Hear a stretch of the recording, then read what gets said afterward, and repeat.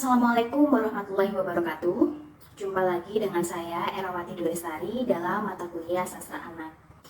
Hari ini pembahasan kita cukup menarik ya. Jadi kita akan bicara mengenai dekonstruksi terhadap karya sastra anak. Minggu lalu saya contohkan anak usia dini yang belum bisa bicara atau mereka itu masih baru ada di tahap perkembangan bahasanya itu masih satu atau dua kata saja gitu ya.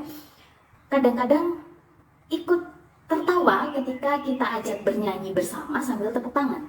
Anak-anak yang masih belum bisa berbicara ini seolah-olah bisa menikmati lagu-lagu yang kita nyanyikan buat mereka sehingga mereka larut dalam kegembiraan.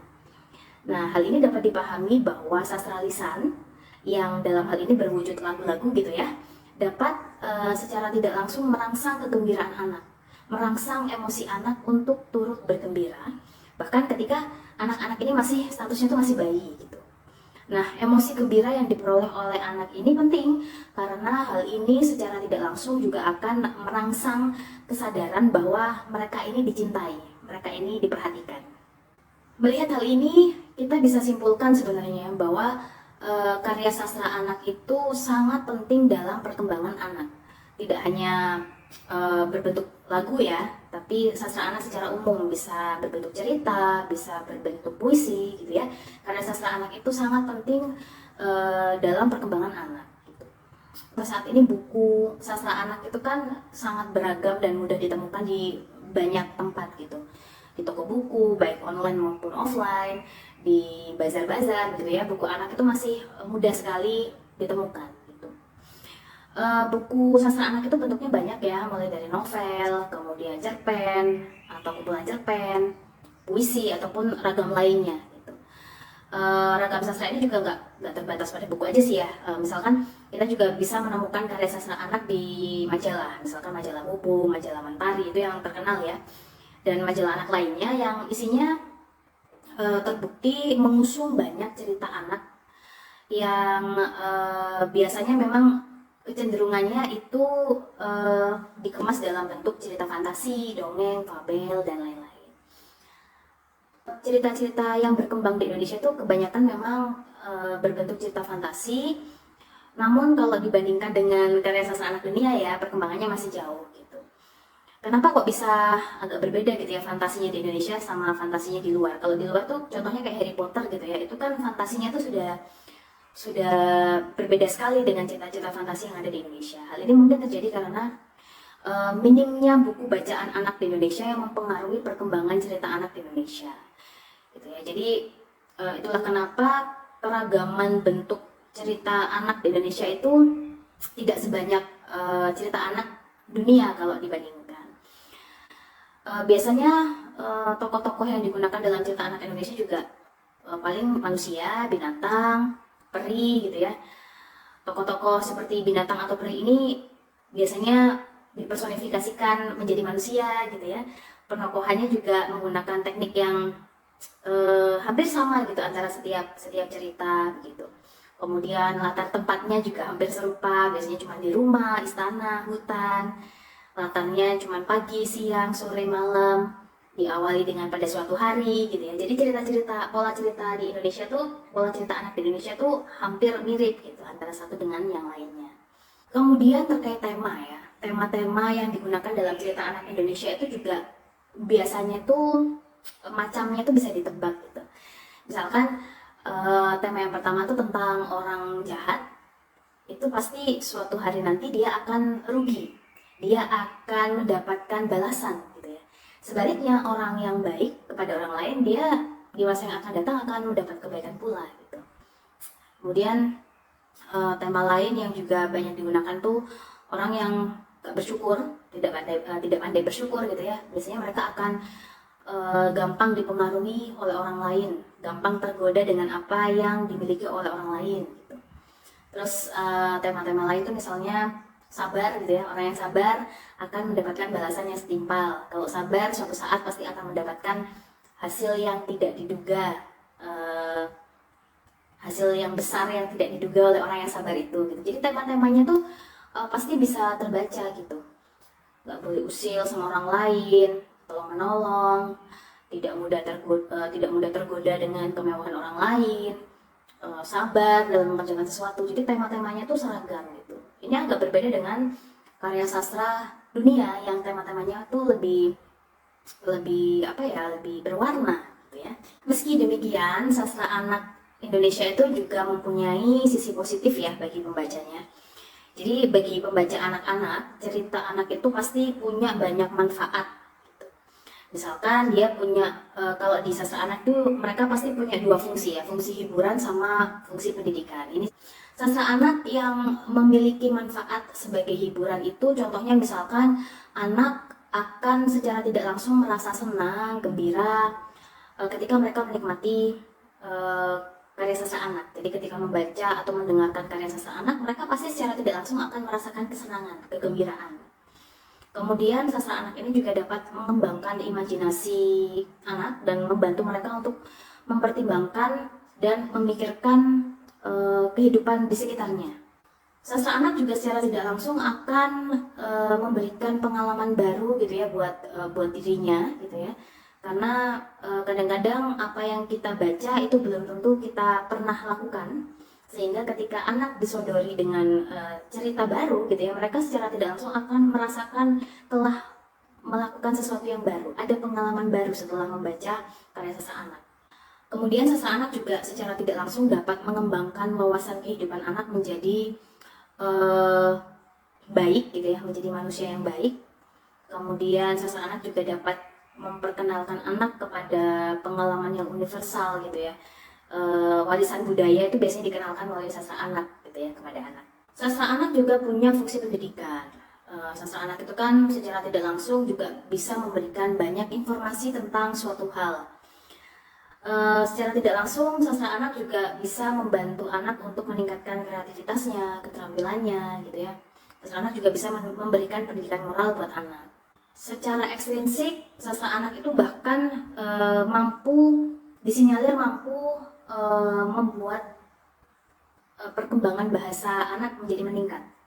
Kemudian perkembangan kognitifnya juga meningkat. Ada perkembangan kepribadian juga, perkembangan sosial juga.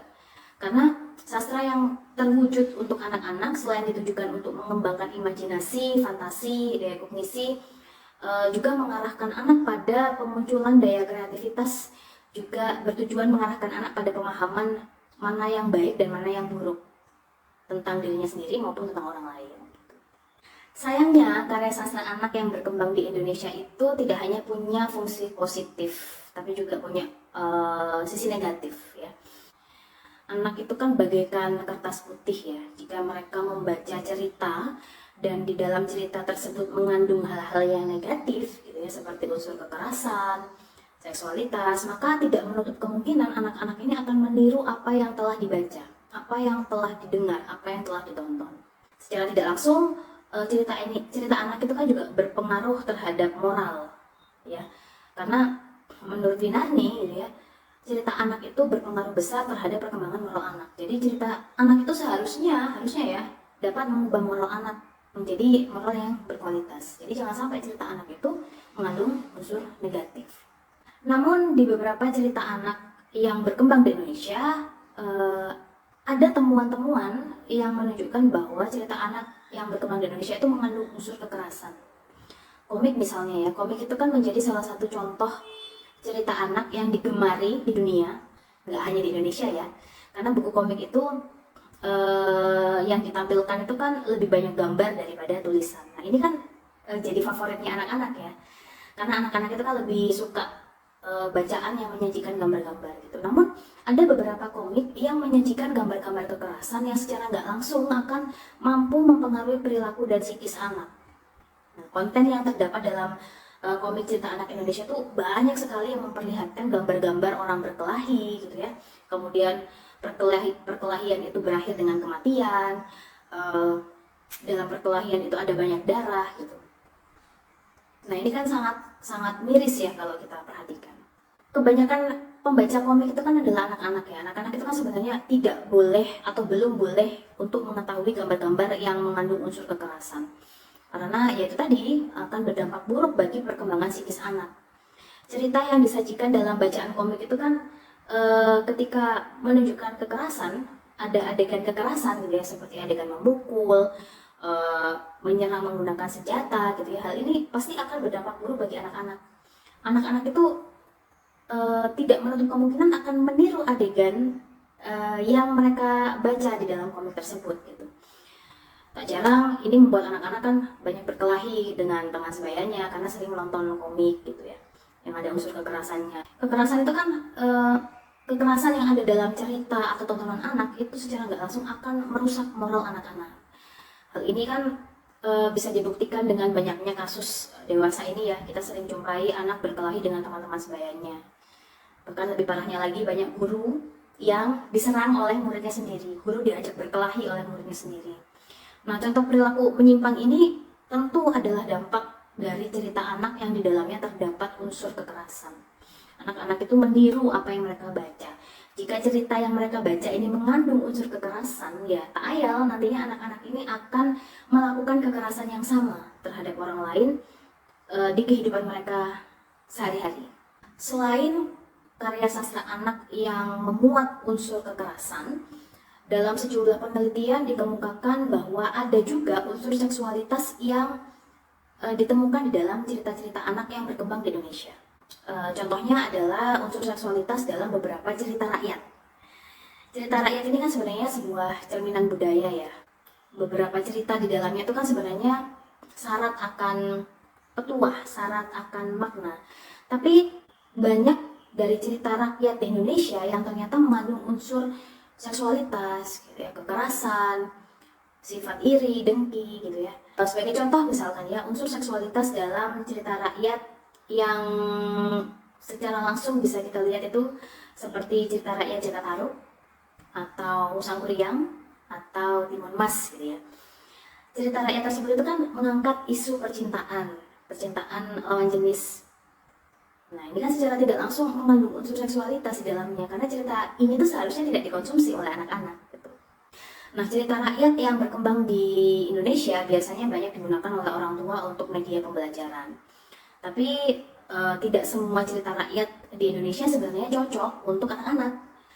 Jadi orang tua itu punya PR gitu ya. Mereka perlu memilih cerita rakyat yang memang cocok untuk anak-anak. Nah, adanya pemilihan cerita rakyat buat anak ini harapannya nantinya bisa menghilangkan unsur-unsur seksualitas di dalamnya. Misalkan ya, unsur seksualitas itu kan banyak ditemukan diantaranya di kisah Sangkuriang, Jakataru, Timun Mas tadi. Jakataru misalnya ya, di dalamnya itu kan ada cerita Jakataru sedang mengintip bidadari cantik yang sedang mandi di sungai. Kemudian salah satu selendang dari bidadari tersebut hilang dan ditemukan oleh Jakataru. Ada juga versi lain yang memang menunjukkan Jakataru ini ngambil secara sadar selendang yang dimiliki oleh bidadari ini tadi.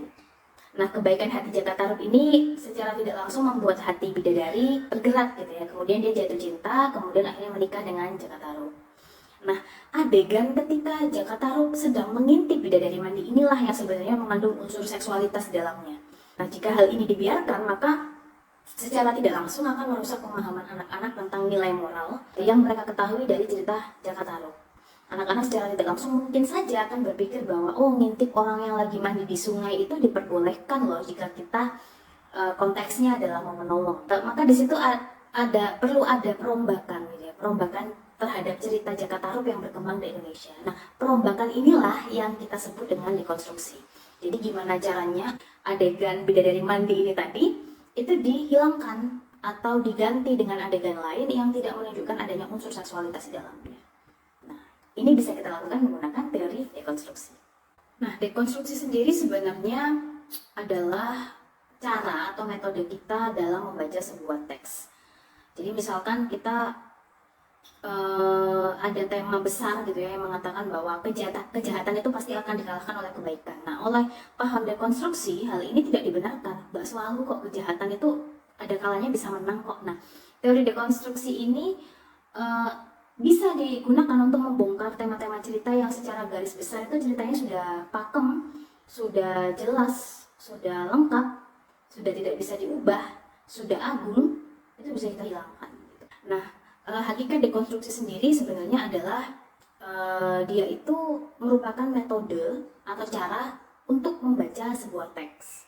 Tokoh yang terkenal dalam teori dekonstruksi ini adalah Derrida ya. Jadi dalam pendapatnya Derrida mengatakan bahwa dekonstruksi merupakan sebuah metode membaca teks dengan sangat cermat sehingga pembedaan konseptual hasil ciptaan penulis yang menjadi landasan teks tersebut tampak tidak konsisten dan paradoks dalam menggunakan konsep-konsepnya. Sehingga secara keseluruhan, dengan kata lain, teks tersebut gagal memenuhi kriterianya sendiri. Contoh nih, dalam banyak cerita, dalam banyak karya sastra, apapun itu jenisnya ya, tidak hanya karya sastra anak, itu kan kita biasanya memegang prinsip rumus bahwa kejahatan itu pasti akan kalah oleh kebaikan.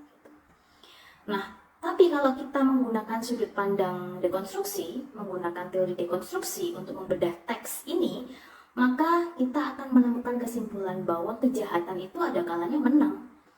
Dalam kehidupan ini tidak selalu kok kebaikan itu menang. Dalam kehidupan ini banyak orang-orang jahat yang ternyata dia sampai akhir hayatnya dia tetap berkuasa. Sementara orang-orang yang baik akan tetap menjadi orang yang lemah. Dalam kenyataan kan itu mungkin saja terjadi. Nah, teori dekonstruksi itu pola pikirnya itu kayak gitu. Teori dekonstruksi ini dapat diterapkan dalam mengubah cerita anak di Indonesia yang tadi yang bermuatan kekerasan, yang bermuatan seksual gitu ya. Jadi dekonstruksi ini ada kalanya perlu dilakukan agar sastra anak yang berkembang di Indonesia tidak mengandung unsur-unsur negatif tadi.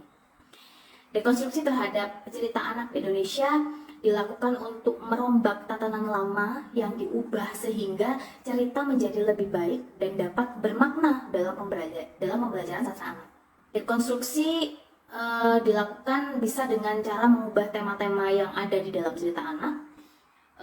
Misalkan tema-tema yang mengandung unsur seksualitas tadi ya, tema-tema tersebut diganti dengan tema-tema yang sesuai dengan anak-anak. Misalkan nih, cerita Jaka Tarub diubah sehingga adegan mengintip bidadari saat mandi tadi tidak terlihat gitu. Atau tema-tema percintaan di cerita rakyat diganti menjadi tema persahabatan. Jadi apa ya, bagian-bagian yang negatif, bagian-bagian yang tidak ramah terhadap anak ini harus kita rombak. Nah, perombakan ini dilakukan menggunakan nantinya ya dapat mengubah nilai moral anak ke depannya. Anak-anak dapat mengambil amanat dari cerita yang mereka baca tadi sehingga mereka bisa punya kesan yang baik gitu terhadap cerita-cerita yang mereka dengar atau mereka baca.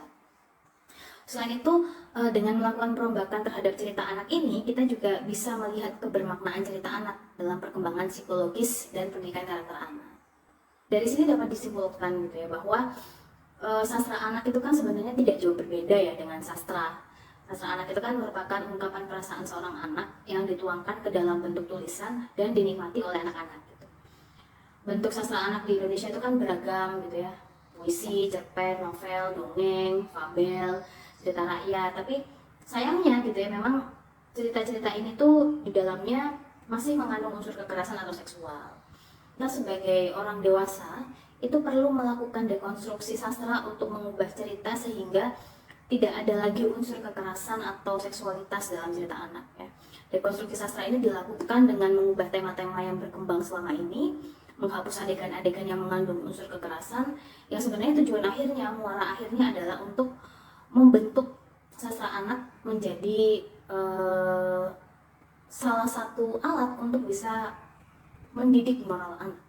Jadi harapan saya ketika kita kuliah sastra anak ini, kita tidak hanya bisa menciptakan karya sastra anak seperti yang sudah saya sampaikan di beberapa minggu sebelumnya gitu ya, menciptakan karya sastra anak, tidak hanya sebatas itu, tapi kita juga bisa melakukan dekonstruksi terhadap karya sastra anak yang sudah ada. Tujuannya satu, untuk menjaga anak-anak kita, untuk menjaga anak-anak, pembaca anak, agar mereka terhindar dari bacaan-bacaan yang penuh dengan unsur negatif. Mungkin itulah tadi penjelasan saya mengenai dekonstruksi terhadap karya sastra anak. Harapan saya dengan adanya video ini, teman-teman bisa terpantik gitu ya, untuk mulai memilih dan memilah karya sastra anak yang mungkin saja dalamnya mengandung unsur negatif yang punya potensi untuk didekonstruksi agar menjadi bacaan anak yang lebih baik dan ramah terhadap anak. Semangat terus untuk kita semua dalam meningkatkan literasi untuk anak-anak Indonesia. Wassalamualaikum warahmatullahi wabarakatuh.